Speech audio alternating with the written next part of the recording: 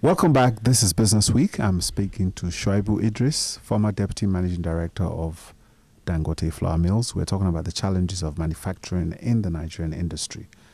Shuaibu, you've painted a very, very bleak picture.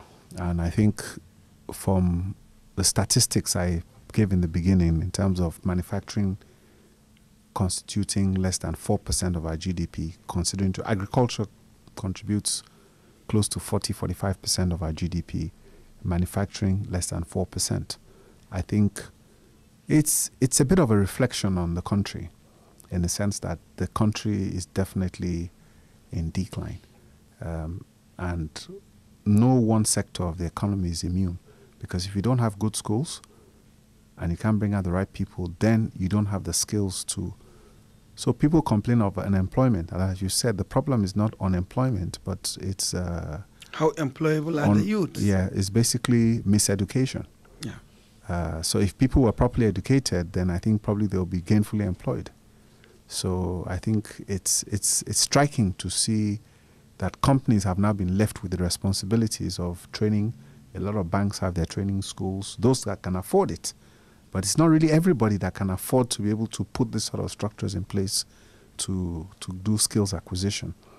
So there's a big challenge. You talk about the roads. Roads are not working, electricity. So all these basic things, if we don't have them, then we don't have a conducive environment for manufacturing.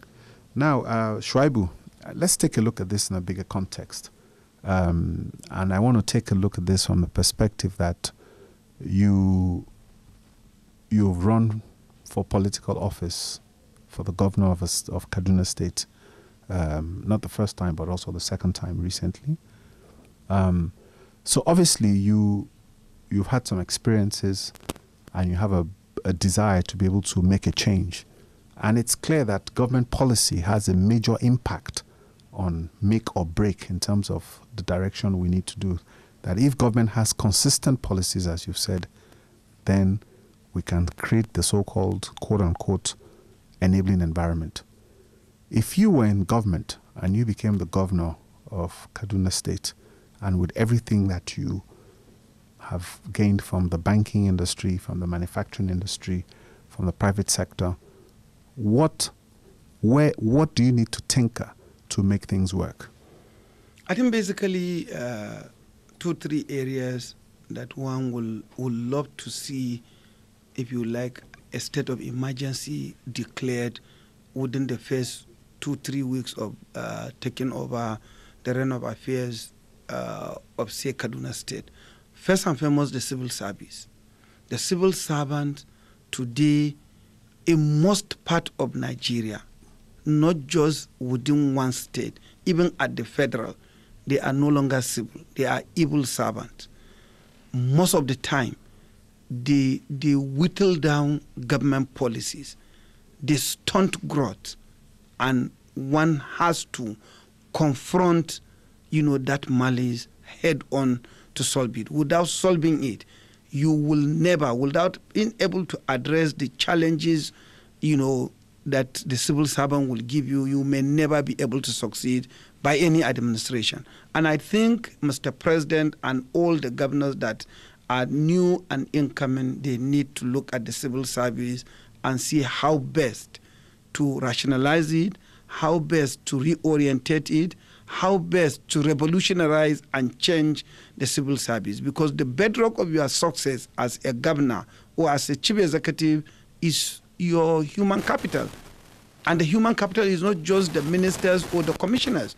It's the permanent secretaries, the directors, the deputy directors, assistant directors, down the ladder. The permanent infrastructure. Yeah. So it comes back to the issue of the attitude again that you talked about. You need to tune the frequency of your personnel to operate in tandem with your own frequency.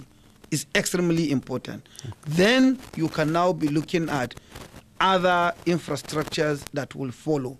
Electricity supply. If River State could have an independent power supply, if Lagos State can have an independent power supply, why not say Kaduna State, even if it is jointly with Kano State, so that industrial zone can have an independent power supply, that can be dedicated to the industries. Then, of course, the issue of railways. In these days of public-private partnership, why wouldn't this government begin to have a partnership with maybe an Indian concern, with a Chinese concern, to be able to say, let's run a railway line that you could charge a little more than the ordinary price and be able to run, operate, and transfer subsequently to the state. These are things that could be done conveniently. And I think the other issues, basic issues of water, security, and then the education, they will naturally dovetail as you solve the first and the major problems of having your personnel to operate at the same frequency. Most of the time,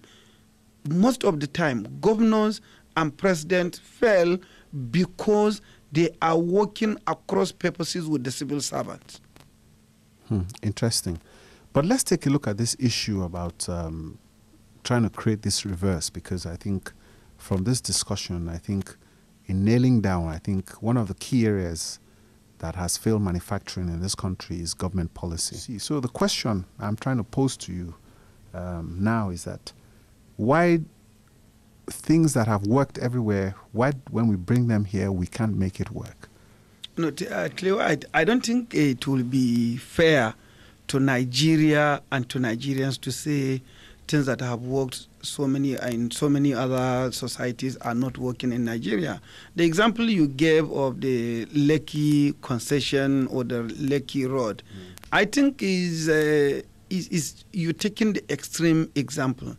If I were to look at the other angle of the issue, is look at what Bicotany has done with the Lagos Airport project. It's similar to the Lekki Road concession. Is the Lagos Airport project not working? Babalakin was given Is it working? To my knowledge, it is, because does it have a functional? Have you seen the air conditioning? No. Sorry, excuse me, Shuaibu. I just want to ask a question. You see, I look at it that an airport is a piece of basic infrastructure anywhere.